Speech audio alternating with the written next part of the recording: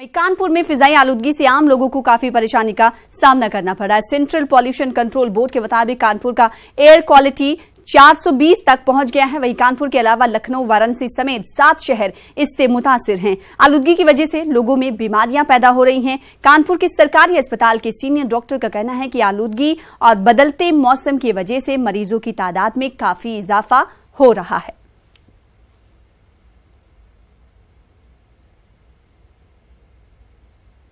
शहर में प्रदूषण जो है वो बहुत ज़्यादा है और इसकी वजह लोग समझ नहीं पा रहे हैं।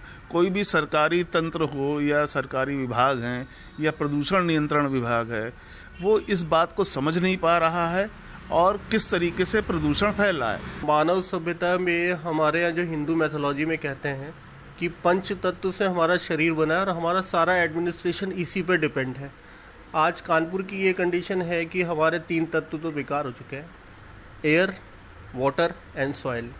तो मेन हम एयर पे बात करते हैं क्योंकि जो आज की कंडीशन है कानपुर की, उसमें यहाँ की आबो हवा इतनी ख़राब हो चुकी है कि रोज़ तमाम मौतें हो रही हैं और सरकारी मशीनरी, इवन जो जिम्मेदार व्यक्ति हैं वो उस पर आँख मूंदे हुए हैं। प्रदूषण बहुत ज़्यादा है। बाइक लेकर नुमाल लगा है, हाथ में दस्ताना है तो दस्ताना लगे तो हाथ पूरे काले पड़ जाते हैं और चेहरे मुँह में का नुमाल लगा दें तो समय पूरा चेहरा काला पड़ जाता है। ऐसे चश्मा नुमाल बांध के दिन भर बहुत ज़्यादा प्रदूषण हो चुका है। प्रदूषण जो है आम व्यक्तियों के लिए भी घातक है और स्पेशली जो लोग बीमार पहले से हैं उनके लिए ज़्यादा घातक है।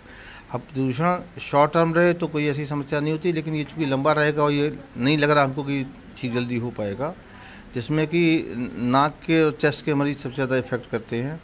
धीमे धीमे उनके बीमारी हैं, अस्थमा है, चाहे COPDs है, चाहे ILDs है या इस तरह की डिसीजेज जो हैं, इनमें 3 से 4 गुना बढ़ोतरी हो जाती है प्रदूषण में।